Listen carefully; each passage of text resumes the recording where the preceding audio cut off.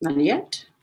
I guess we're live now. Hey guys, how you doing? Welcome to this live transmission in the summertime, North America. How are you? I can see myself now. It's enough. Okay, Erika, I don't need to see you anymore. I'm just going to pop out the chat so I can talk to you. So let's see who is in the house. Eliette, hello everyone. Adelia, you're always here, right, Adelia? Tyrone, lots of names, Eliette as well. Marilda, Adriana Brantes, Felipe, Ivan, Conde Souza Soares.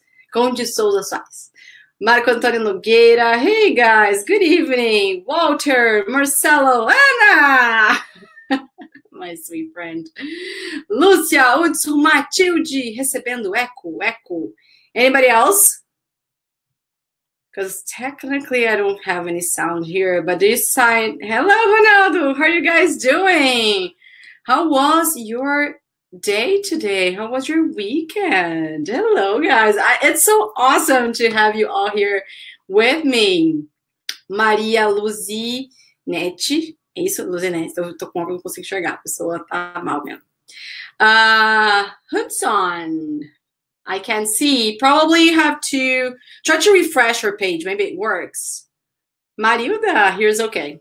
All right, guys. So today, last class, we had a vocabulary class. We start working with menu, right? We talked about beverages. So, okay, sound very good here. Thank you, guys. It's great to have your feedback. So last class, I was telling you, we're still talking about English survival. So my plan is every other week. Do you guys know this expression? Every other week, which means we don't say week yes and week no in English. Okay, so every other week means 1 week yes, another one no, and then every 15 days, another word for that. So every other week, we have vocabulary class, and I try to bring some English survival, especially things from the USA, which I live here now in North Liberty, Iowa.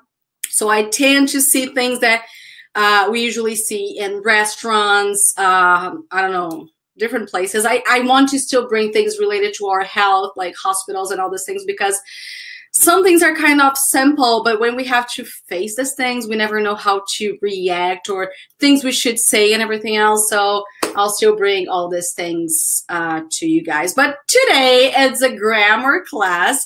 And as far as I remember, you've been asking me a lot about phrasal verbs. I think last class, some people, if I'm not wrong, I'm terrible with names, guys. I don't know if it was Adriana or who asked me about phrasal verbs. And this is something really important to learn in English, because verbs, we're going to see more details about it, but verbs, phrasal verbs are just verbs, but are connected to prepositions. And they are so used in English. Like, the way you can feel that your English is going to the next level is when you can understand much more English because you're learning more phrasal verbs. And guys, before I start showing you the list, it's not a big list, so I really don't want to bring you down thinking I'm gonna bring 100, the 100 top most used common phrasal verbs that we have. No, because you are not robots. We are not robots. So I'm not gonna do to you what I don't do to myself, because I never take big lists and say, okay, Erika, here we go, let's do it, let's memorize it. It's not gonna happen. So it's a small list. I'm going to give you some tips on how you can memorize them. But before that, I really hope that from today's class to next week, or I don't know, any other class that we might have other phrasal verbs as well, I want you to keep having some input in your life. What is the meaning of input? Some reading, some text, some books or blogs, whatever, posts. And also some listening, like a podcast, like, I don't know, whatever you wish, guys. Usually podcast is the most common one, especially native speakers. with native speakers, but you can watch a movie or a TV show that you like. And feel free to add the subtitle or the captions, actually, because you're going to be able to read while you're listening, and it's a good way to practice. And as soon as you recognize a phrasal verb, my tip now, okay, that's important. Write down, have a notebook or a page in your cell phone. I usually, personal tip now, I have here, let me show you, in my cell phone, a spot here where it's called new words. I usually mix them up, so I don't have one for phrasal verbs, one for simple verb. Oh, here, new words. So I usually add all these new words here. And every now and then, like every other day, I kind of take a look at this list. It's a big list. So, oh, cringe. Cringe was the last word, but I'm not going to tell you. It was the last verb I was listening to a podcast, let alone it's not on you. So there are lots of expressions here that I write down and I take a look at it. Or I bring to my social media like Instagram, Facebook, YouTube, and I make some videos. I shoot some videos with this tip so I can memorize faster. Or I kind of write down some examples that I would use in a daily routine. Okay, so again, guys, let's recap.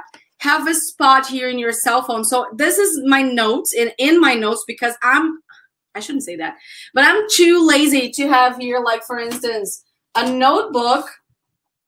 If I'm in the living room and I have to come and grab it, I'm not going to do it. I know myself. Like, oh, I've just saying a new word, so I'm going to get my notebook that is in my office to write it down. I'm not going to do it. So I know myself. So I have it in my, I'm teaching you how not to give excuses to yourself, you know? So my excuse is, I'm not going there. No way, it's not going to happen. I'm so comfortable. So I have this list in my notes.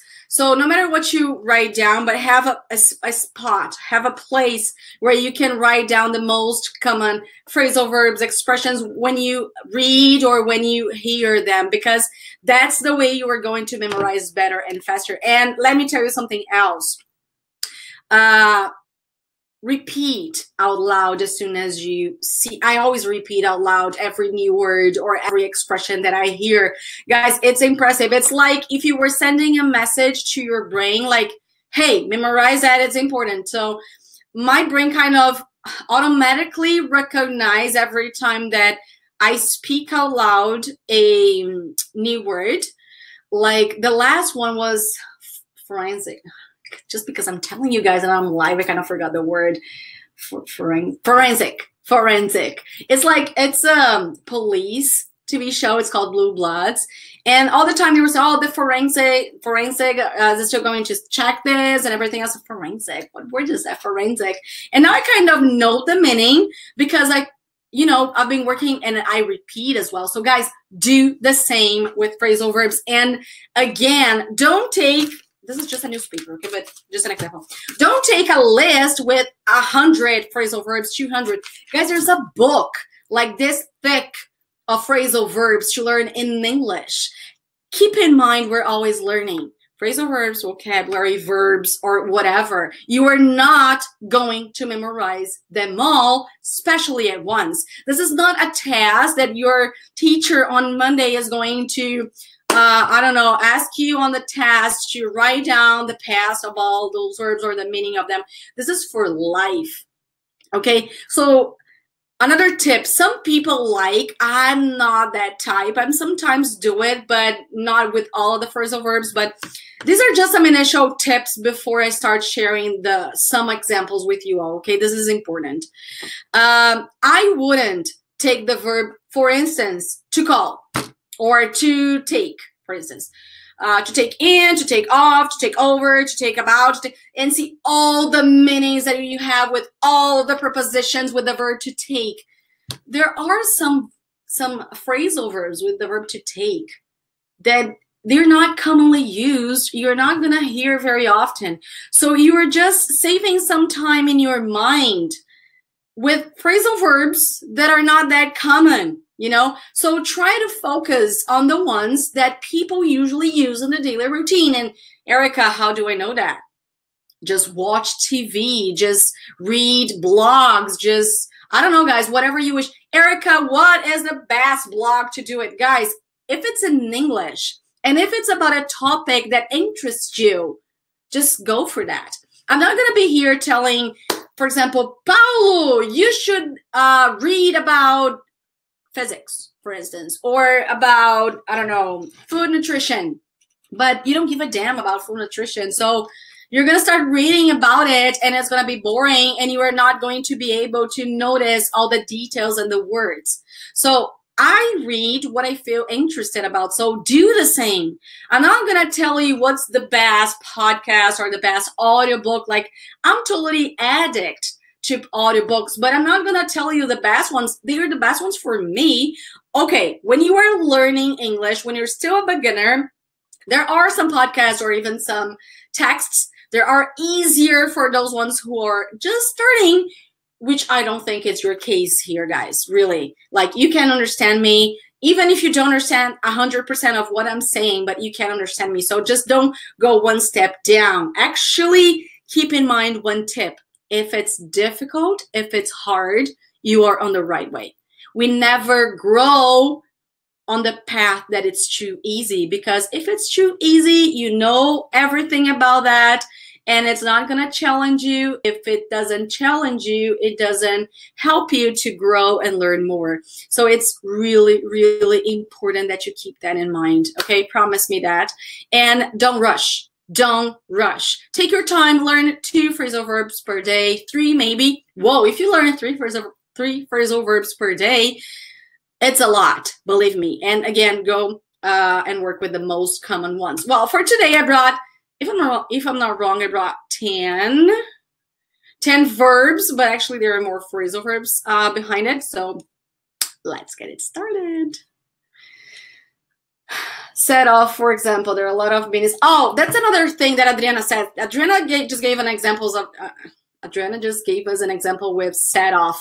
There are some phrasal verbs that, like set off, that there are lots of different meanings. So it's not like one meaning for one phrasal verbs. And guys, in Portuguese, it happens the same. We have only one word for different meanings. Like, keep in mind the word carteira. You have carteira de dinheiro, you have carteira feminino de carteiro, you have carteira de mesa, right? You have, what else? Carteira de trabalho, carteira de motorista, right? So you have, like Portuguese, it's just like the same. So you just need to learn the context. I love learning new things from the context, because you understand that that verb or that phrasal verb also works for that context. And another tip, guys, one more. Don't translate phrasal verbs. Understand the context. Again, there are lots of verbs and phrasal verbs that we try to bring to Portuguese, and it makes no sense. Like, it's just a verb or a noun. You can have both verb and noun with that, but adulting. There's no adulting in Portuguese. Like, how do you translate adulting? Or parenting. How do you translate parenting? I challenge you guys. There's no translation. You can Google now. There's no translation. Becoming a parent, you can translate, but parenting, adulting, you don't have that. And other words and other verbs as well. So let's get started with our first list. Actually, guys, I'm saying first list, but if you watch it 4 or 5 classes maybe ago, I started talking about actually verbs and phrasal verbs. I was just focusing in very basic verbs, so more in verbs than phrasal verbs. And I gave a very quick and simple explanation about phrasal verbs that time. So again, we're going to have that same explanation because maybe you haven't watched that.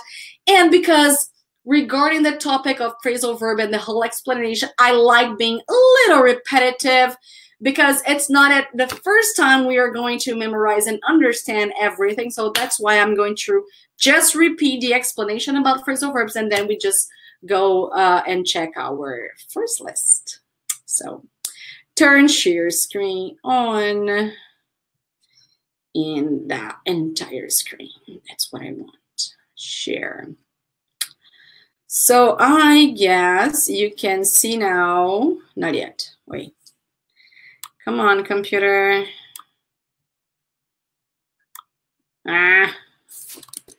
It just happens when we're live, right? Come on. Oh, it's here. Okay. Let me see if you can see. Oh, my screen now. Yes. No, not yet, actually. Maybe in a couple minutes. Yes, now you can see it. Okay, guys. So as I was telling you, verbs and phrasal verbs. So I'm going to give you some details and explain to you. We're going to focus as well on the pronunciation. You guys know that. It's really important that you know how to pronounce these things correctly.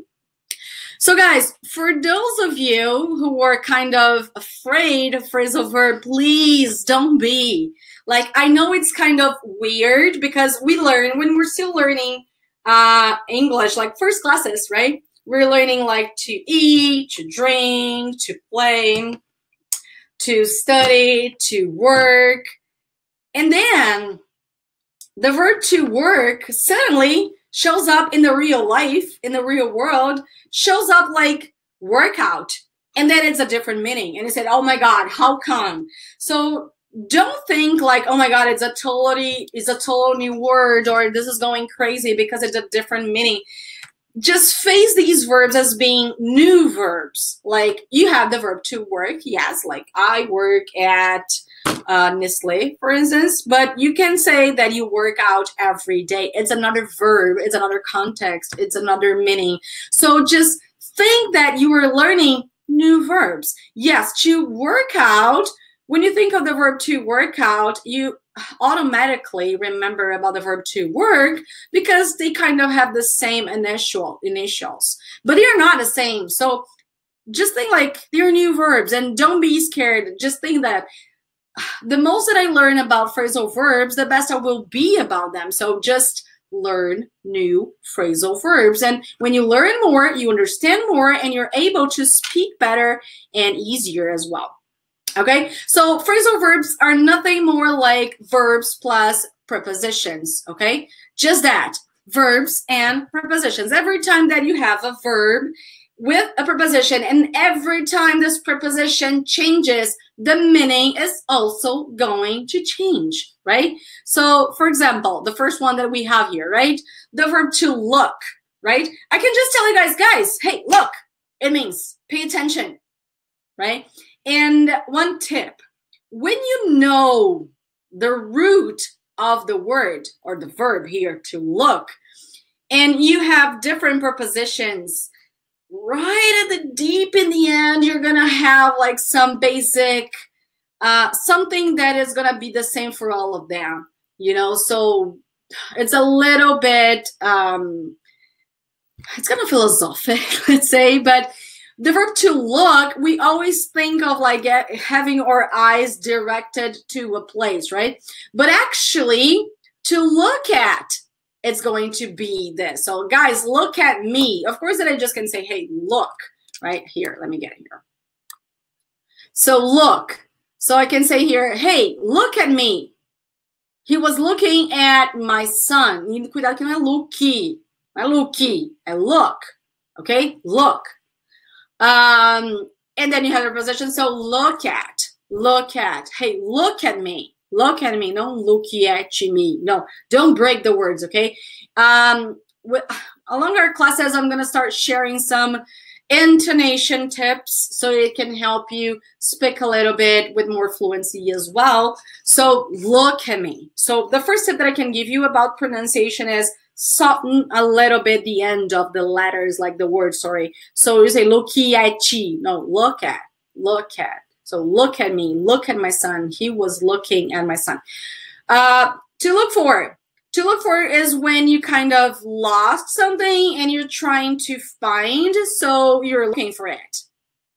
So where is my cell phone? I'm looking for it. I don't know. I can see it. I think I lost my cell phone, so I'm looking for it. So looking for is not the same as looking at. It's a different meaning. It's another verb. It's a different context. But remember when I told you that a verb to look, and as long as you change the preposition, it will change the meaning, but they will all be connected to one specific action, which is related to your eyes, be drawing attention to something. So when you're looking for, you're not looking at, but you're using your eyes with attention to see where you dropped what you lost, right? So that's what I mean by try to understand a little bit better about the verb. And when you have the context, it will help you figure it out, especially because you also have the action. So when you see somebody just, you know, tapping things and saying, I'm looking for my car keys, you understand the person lost it and she's trying to figure it out where it is, right? So look for it. So she's looking for her car key, she's looking for her cell phone, she's looking for her watch, and so on. Okay, another example that when we change the preposition, we're going to change the meaning. To look, to, guys, do you remember, I don't know if who was here with me in this class, but the verb to look is not something new. I'm just reviewing. This is not the new one. The new ones are coming after the verb to look. I'm just reviewing, and it's good because it can refresh your memory from our past classes when we saw these verbs. So it's another opportunity to help you memorize the ones related to the verb to look that you haven't seen so far, okay, or haven't practiced so far. So remember that look to is when you have a problem, or when you have a situation and there's somebody you can rely on, that you can depend on, and you just go to this person. It's kind of when you look at this person just looking for help and see if this person can just figure it out something for you because you trust this person, because you have some maybe devotion. I don't know, but you can look to God, for instance. You can say, I always look to God when I have my problem, when my faith is shaken. So I look to, because I admire God. I have a strong admiration, and God always helps me. So you can look to him, right? So I look to my husband when I have a problem, for instance, right? So look for, guys, repeat after me. Come on, to look. And the past of the verb to look is looked. Looked. Come on. To look, looked. There you go. So look at, look for, look to. Guys, every time I do it, it's your turn to speak.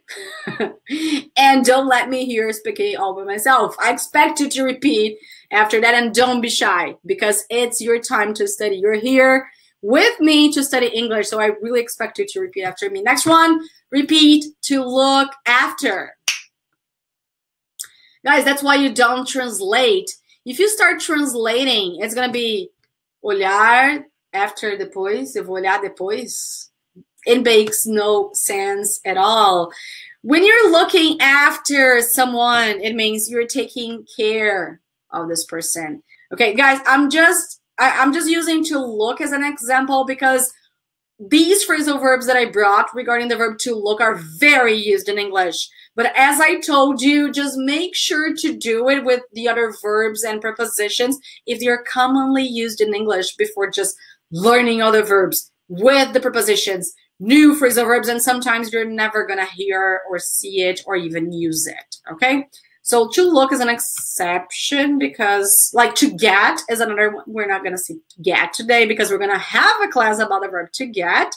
But it's really important that you try to make sure that these ones you were trying to learn are very used in English. So to look after, guys, is the same as to take care of. So I'm looking after my little sister tonight because our parents are out. I have to look after my grandma. She is sick. So again, the verb to look, remember when I told you that you have your eyes, you have attention toward the person. So the same here. You're going to look after, you're going to be looking at the person, but not just looking at. You have maybe like here, you just have to give food to the person. You have to shower the person. You have maybe, I don't know, your grandma, or you have to just watch your little sister, I don't know. So to look after is just more than looking. You are more careful. You have to, you know, pay more attention to what you're gonna do and things that you gotta be careful. So to look after. And the last one related to this verb is to look forward to. Repeat, guys, to look forward to. Come on. Thank you, Adelia. You're sweet. Look after, take care. That's good. Thank you. That's right. Perfect. So to look forward to, this picture is great. I think it expresses very well what the phrasal verb means. When you're looking forward to, and then don't forget, if you have a verb after that, you add ing. We haven't had this class before. We're still gonna have it. But every time that we have a preposition and then we have a verb, this verb must come with the ing form. It's not gerund, okay? It's infinitive, but you must add ing. So I'm looking forward to meeting with you guys in person. I'm looking forward. It means I'm so anxious. I can't wait for that to happen. Oh my God, my trip is coming. I'm looking forward to traveling to Hawaii, I don't know, soon. Oh, my parents are coming in 2 weeks, so I'm looking forward to seeing them because they're coming. So I'm anxious. I can't wait for that moment. It's like if I were counting the seconds, you know, I was like, oh my God, 10 days, 9 days. So I'm looking forward to every time you're happy and you're anxious. Maybe you can use that for situations that are not so happy. They're more common to these ones that you really want them to happen. But in case you have like a case in the court or something and you want to get rid of it like very quickly, so it's, I'm looking forward to this session soon. I can't wait to get rid of it. I'm so stressed out. I'm so overwhelmed. I can't get it anymore. So I'm just looking forward to it. So, you know, so that's the situation where you're not happy, but you want to get rid of it. So you're happy as soon as it ends. Okay. So guys, repeat again: to look after, to look forward to. Okay. So some sentences repeat. I always look after my sister when our mom is out. My boy is looking after his grandma this week. I'm looking forward to hearing from you. She was looking forward to the party. There's no verb, so that's why we don't put ing, because it's not a verb, right? So again, she was looking forward to that party. Come on. There you go, guys. So let's start having something new. First, phrasal verb. Repeat: bear, to bear. And the past is bore. But guys, this verb actually is not a phrasal verb. This one is just a verb, and I want to help you bring the phrasal verb, okay? So just first, we're going to see the verb and then the phrasal verb, okay? Verb, phrasal verb, right? Verb, phrasal verb. Bear. When we think of the verb to bear, or when we see the word bear, first thing that comes to our mind is a bear. It's not a verb. A bear is a noun. It's an animal, right? It's just an animal. And that's where I want to help you just be careful, because we have the noun and animal and we have a context behind. So if I say, I can see a bear, so you start running because it's the animal, right? But if I tell you that, oh my God, I just can't bear the weight, like I'm carrying my vase here and it's too heavy, so oh my God, I can't bear the weight. I can't just hold it. I just can't carry my flowers because it's too heavy, you know? So that's one of the meanings for the verb to bear, which is to carry. Do you think you can bear this? Do you think you can bear it for me? Okay. And the other one is to tolerate. So I'm not going to bear it anymore. So I want to make it clear. I'm not going to bear it anymore. So guys, that's not a phrasal verb. That's just a verb, but you must know the meaning of the verb to bear. One, because it's very used in English, very, especially related to the verb, to the meaning of to carry, right? You're going to hear this a lot. And second, because, I don't know, because I decided to bring it. But it's a very common one. So try to memorize it. I do not have a second point, so sorry. Now the phrasal verb, this one, guys, I think I hear this phrasal verb every single day in audiobooks, in talking to my neighbors, talking to friends, American friends. It's very, very common. Bear with.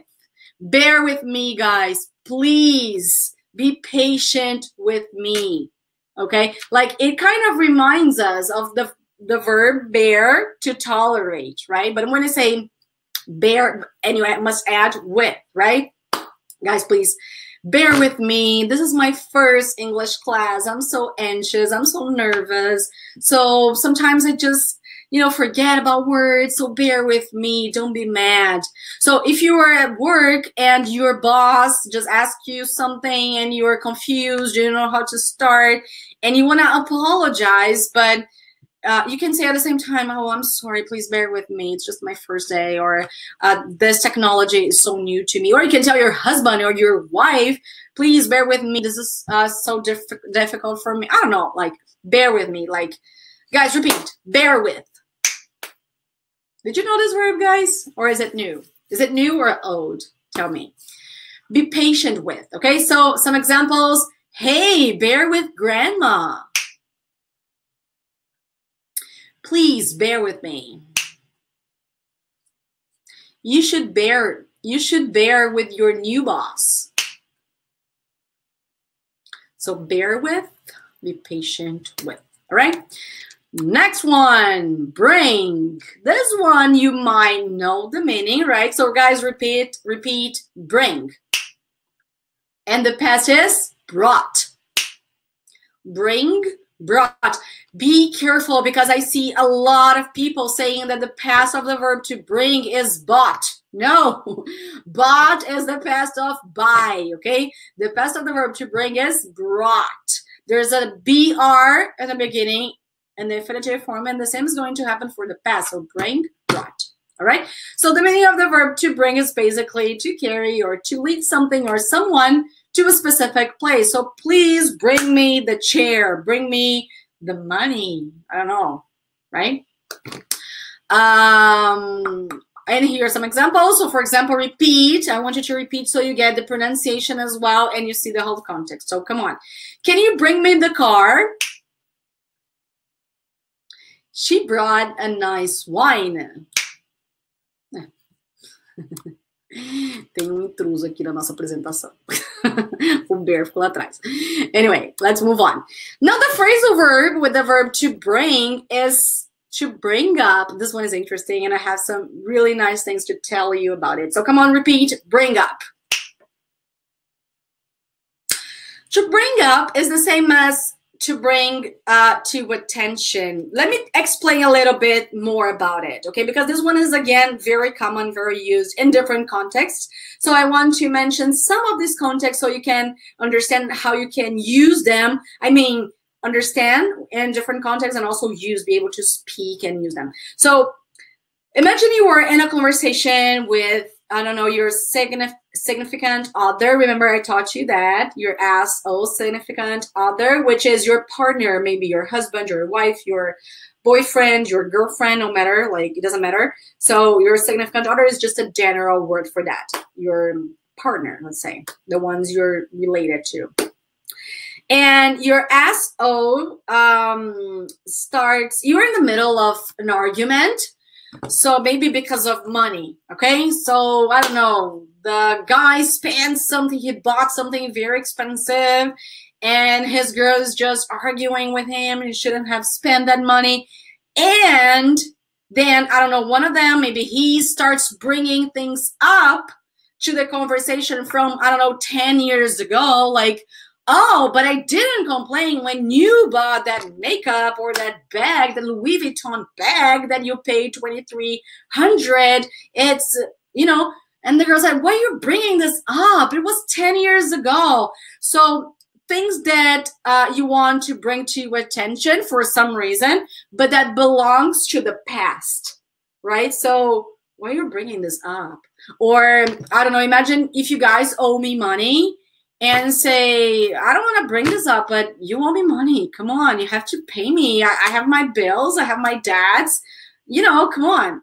So to bring up is to bring something so the person can understand that that's important to you for some reason, you know.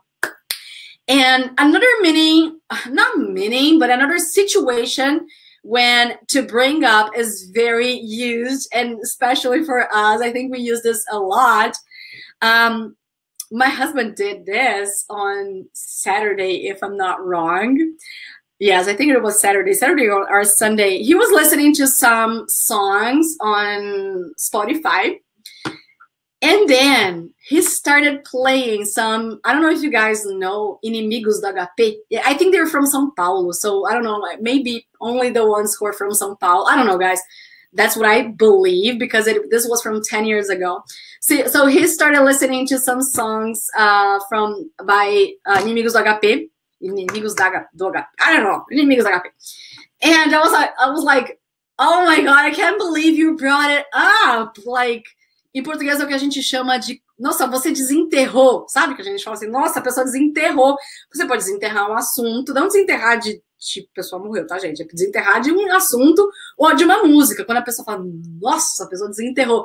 You can use the verb to bring up. So, oh my God, how come you brought this up? The song is so old, or this group or this band is so old. So, it's very, very common to bring up in the past, brought, because remember we saw here, bring, the past is brought. So,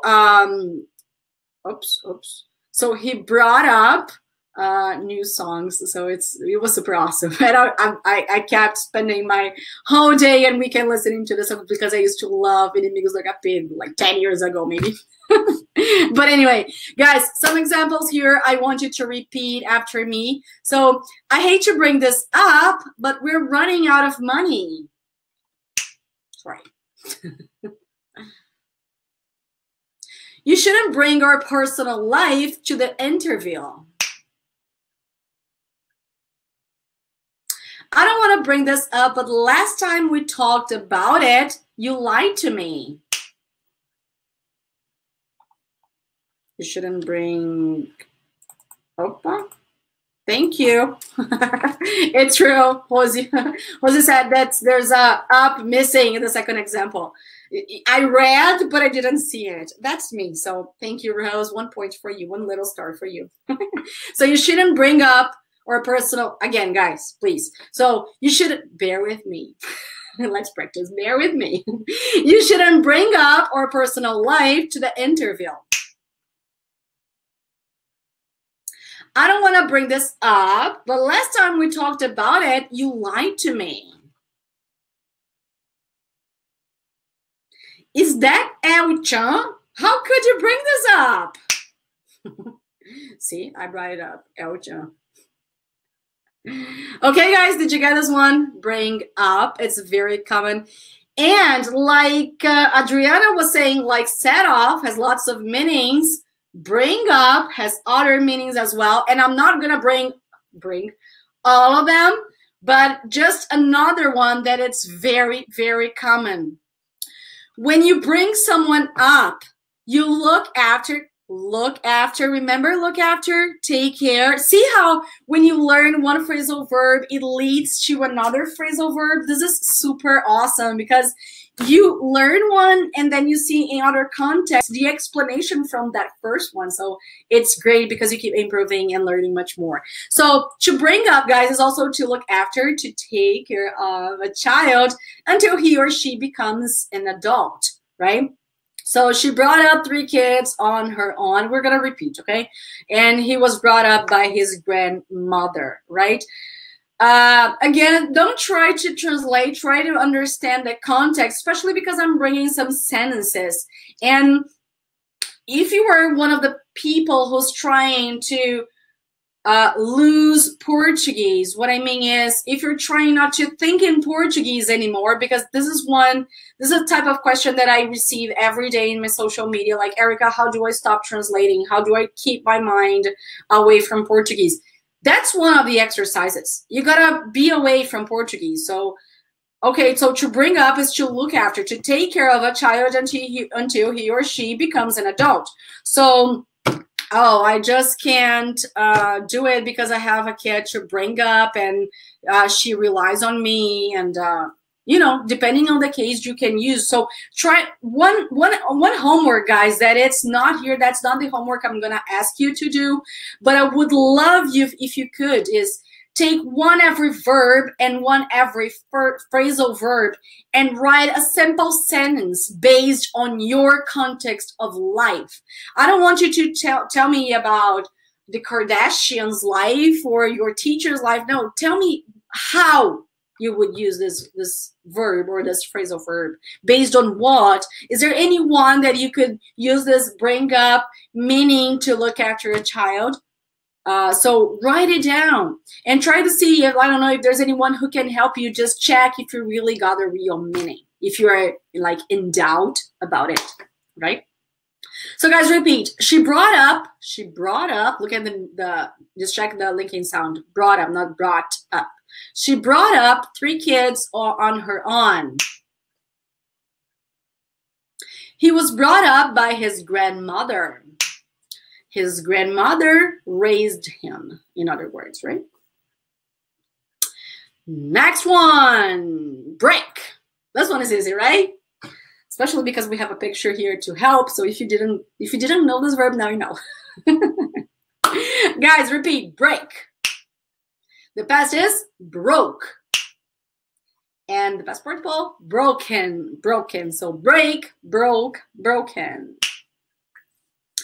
Well, to break is basically to separate into parts with violence, because if it's soft, it's not gonna break, right? If I just like, I usually break my screen, my cell phone screen, but last weekend my husband changed the screen. So I'm looking forward to breaking it again. I'm just kidding, I'm not. I think I broke it like 3 or 4 times. I'm really clumsy, guys. You know, clumsy? Let me write it down so people who watch it later, but it's nothing. There's nothing to do. It's just an extra vocabulary. Clumsy. I'm clumsy. I had some like some dark spots on my body because I hit some furniture. I break things. I'm clumsy. That's me. So that's the word, clumsy. But anyway, and it broke, but not anymore. Now it's new again. So some examples, repeat after me. Oh my God, you broke my window. I don't think, again, I don't think she broke your wine glass on purpose. Relax.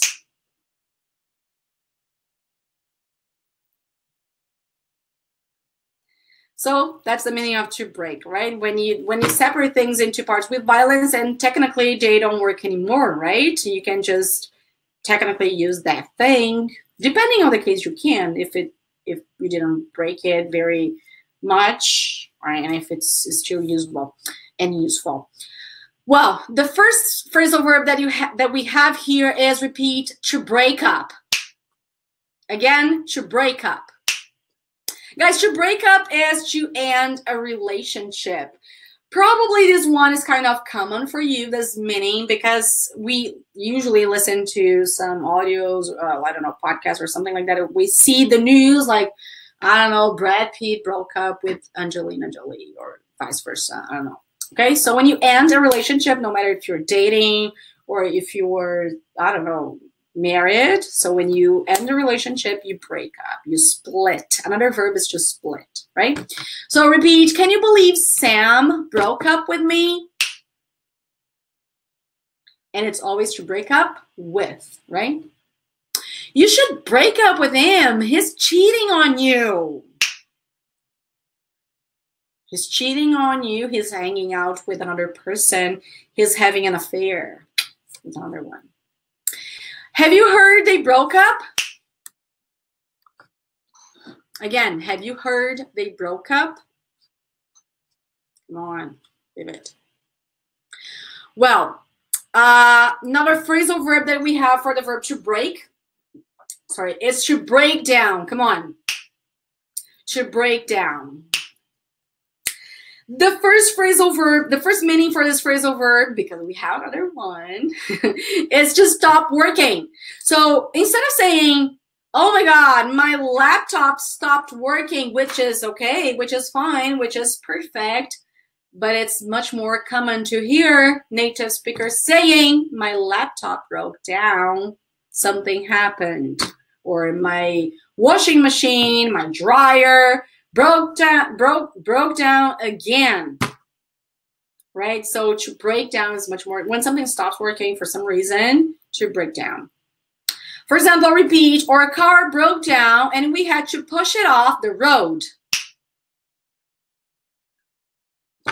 Oh my God, my washing machine broke down again. I guess my laptop broke down a month after I bought it.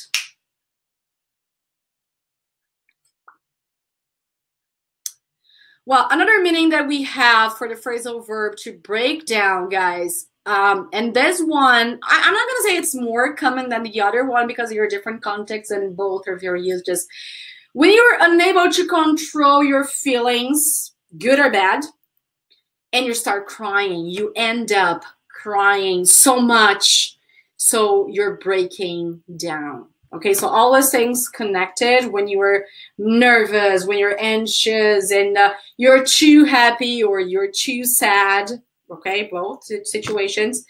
And you can't control yourself anymore and you start crying. It's like you just can't control yourself anymore. That's the thing. So you break down, right? So for example, repeat, when we gave her the bad news, she broke down and cried. You can say she broke down and cried. It's okay. It's perfect. It works in English. But if you just say, guys, and she broke down, they will understand that she couldn't control her feelings and she started crying. So it's kind of redundant. Yes, like subir pra cima. But it works in English. So you can say she broke down and cried. Right? But if you just say, and she broke down, I don't know, why are you breaking down? Imagine I start crying here so much and say, hey, Erika, what's going on? Like, why are you breaking down? It means, why can't you control yourself and you're just desperate crying out loud? I don't know. Okay? Another one, now a good example. It was so amazing. She saw her baby for the first time and broke down for minutes.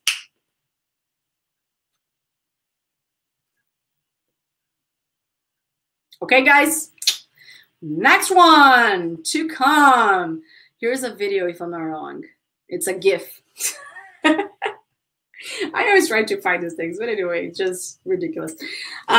So to come, I think by the GIF, you can tell, right? Well, guys, repeat, to come. The past is came. And the past parts was just the same, like come. So come, came, come. So to come is to get to a particular place. So when I say come here, I want you to leave where you are and stay where I am. And you move from there to here. So that's to come. For example, can you come here for a minute, please? You didn't have to come, but thanks. And the phrasal verb that we have for the verb to come is to come up with. Repeat, to come up with. Another very common one.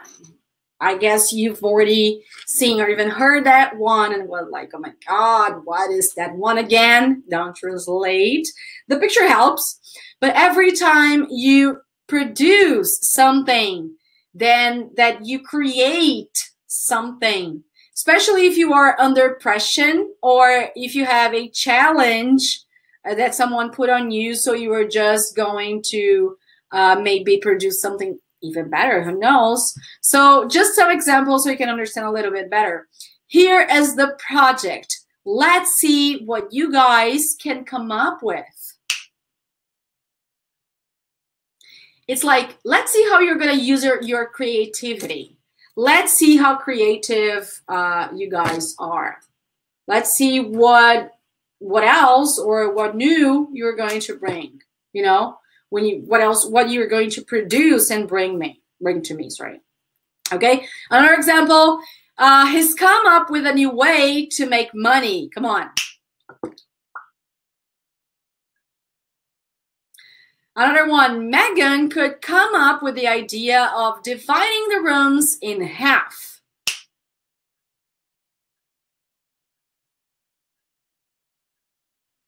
Okay, so that's the meaning of to come up with. Next time you notice, you realize this word in a different context, not a different context, in another context, just keep in mind the meaning of it. All right, next phrasal verb, actually next verb that will come to a new phrasal verb, repeat, drop.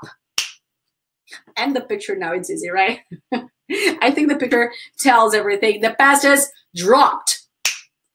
So again, drop. The past is dropped. So when you drop something, you let something fall, or you allow, not like unintentionally, you allow something to fall, right? So I guess I dropped my wallet somewhere. Be careful, don't let it drop. It's fragile. Fragile, not fragile or fragile. No, fragile. It's fragile. So be careful, don't let it drop. It's fragile. Don't let it fall. Like the laptop here is being dropped, like unintentionally, of course, but in the swimming pool. That's bad. And the phrasal verb we have for this verb is to drop off. Come on, drop off. The meaning to drop off is to leave someone at a destination. Again, another very common one, especially with parents and teenagers. So I can drop you off at the school, or I don't know, like I can give you a ride and drop you off at the airport or at work, you know. So drop someone off, then the place, at the airport, at school, right? You're just going to take the person and leave this person, drive this person to the destination, and she's going to be there, or he's going to be there, right? So I can drop the kids, I can drop the kids off at the school later today. Repeat. I'll come to your house tonight and drop off your cake pan. Could you please drop me off at the airport? It's more like, could you take me to the airport? But it's more like, imagine if you are on the way already, so the person is just going to be there. And you know, one curiosity, this word drop off, but now not as a phrasal verb, but as a noun. Here in the US, you have different places, like when you rent a movie, for instance, or when you, I don't know, just get a book at the public library. You don't need to get the book, for instance. Okay, that's a newspaper, but let's imagine it's a book. And just, oh, hey, here is the book that I rented, so I wanted to give you back. No, okay, that I borrowed, sorry. So I wanted to give you back. No, there's an area which is called the drop-off area for the books that you borrowed, or even for, I don't know, movies or audiobooks that you also got. So it's called the drop-off area, which is the same idea, right? Next one. I didn't understand the word allow in the last exercise. Oh, you mean here. When you fall, when you allow something to fall. Paulo, don't translate the word allow here to autorizar or permitir. But it's when something kind of just goes through your hand unintentionally most of the times, because you don't want to drop something on purpose. I really don't expect you to think like that. But yeah, when you allow something to fall, let me give you an example. Wait. Let me think quickly. Imagine, okay, my Statue of Liberty. Or, okay, a good one. Good example. Now I know. I have here my laptop. I have my $10 keyboard here, which is like, it was very cheap. And I have my MacBook, which was like much more than $10. And I have water here. So imagine I'm just talking to you guys here and everything else. when I'm doing things and I'm not paying attention, I'm not careful enough, let's say I'm allowing my water to fall in my laptop because I'm not being careful. Water and a laptop doesn't match. Like if I want to drink my water, I'm here, my laptop is there, and I gotta be careful. Otherwise, I'm allowing something to happen. It means I don't want it to happen, but I'm not being careful enough. You know, so that's the meaning of allowing something to fall. You know, not intentionally, but you're not being careful enough. Okay, I hope it's okay. I hope you got it.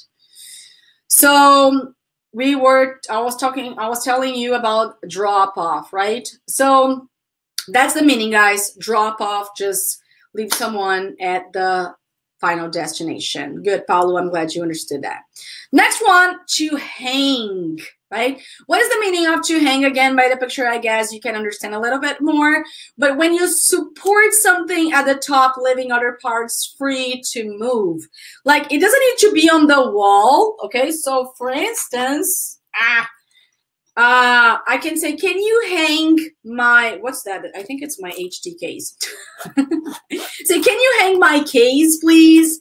It's like, you can say, can you hold? But when you hang is like, I want you to do that. I'm expecting you to do that. So this part here will be free to move, right? So you can hang in your closet, you can hang in your hands, you can hang something in your, for example, if you wear a necklace here, like women, men as well, wear a necklace, you can hang a necklace around your neck, right? Or your scarf, you can hang a scarf as well around here, all right? So where can I hang my coat? Repeat. We're planning to hang a wallpaper in the hallway. They hung lantern papers from the tree. So the verb here is hang. Repeat, hang. And the past is hung. Hang, hung, all right? And the phrasal verb we have for that is to hang out. I love this phrasal verb. It's so informal and it's so great. Guys, repeat, to hang out. There's the app Hangouts by Google, if I'm not wrong, where you can chat with people, right? So when you spend a lot of time with people you like somewhere, like the app, but actually here is the real place, physical place, you hang out with someone. So hey guys, what do you think about hanging out tonight? Do you want to hang out with me? So do you want to spend some time with me somewhere, having some coffee? Okay, so repeat, thanks for hanging out with us. I will never hang out with him. He's so annoying. In an IT vocab, Tiago is saying in an IT vocab, we usually say the computer hangs. Interesting. See, we also use that in our work and we have some specific vocabulary. Interesting. We shouldn't have hung out tonight. There you go, guys. We shouldn't. We should have worked instead. Next verb, we're almost at the end. Okay, guys, we're almost finishing. So next one, repeat, hang up. It's not another phrasal. It's still another phrasal verb related to the verb to hang, okay? So to hang up. Guys, when you hang up, you end a phone conversation. So, okay, I can't talk anymore. I'm in the middle of my class and I need to hang up. I'm sorry, I'm hanging up, okay? So you can just tell the person you're hanging up. So, and like my example here, he started shouting, so I hung up, right? So I hung up on him. He was being so impolite and so rude that I hung up, or I hung up on him, right? Let me speak with Jamie before. Guys, I want to move on. So we're not going to read together the examples, but you have the audio of the example, so you can read it later in the audio with me so we can move on. And because it's more important for me to have the meaning of them all, okay? And you have the audio with the pronunciation, and I'll be reading all the sentences, and you can pause and repeat. Do we have a deal? Next one is call. Call, the verb to call. Okay, repeat, call. And the past is called. Well, when you call, you have two meanings here. You can call someone, so use your telephone and just dial and just call someone. So, hey, mom, how are you doing? Or when you can also use the verb to call when you give a name to something. So how is this thing called? Oh, it's called cell phone. Oh, thank you. So how is this? How do you call this? Oh, how do you call, I don't know. There are so many things here in my, how do you call this? This is a scent. It's a spray scent for the ambience. So can I call you later? Or how do you call this thing? Okay. And the phrasal verb that we have for the verb to call is to call off. Very common as well, guys. To call off is when you cancel something. When something is not going to happen anymore, you call off. You use the phrasal verb to call off.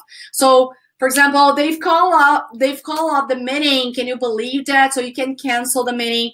Or if you're getting divorced, but not anymore, so you called it off.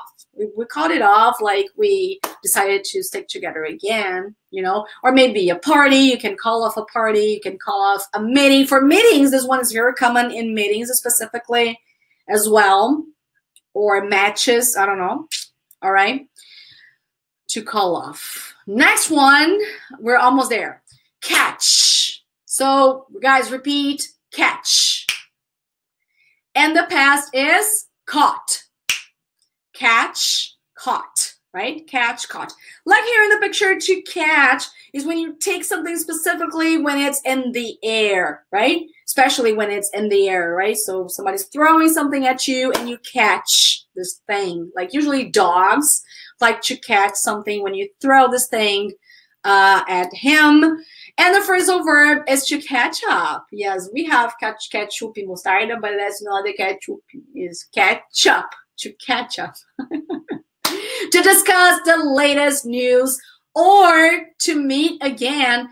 I hear a lot Americans saying to each other, all right, guys, or all right, Sam, all right, Tom, I'll catch up with you later. Guys, repeat that one because this one is very common. Come on. All right, guys, I'll catch up with you later. Later. Yes.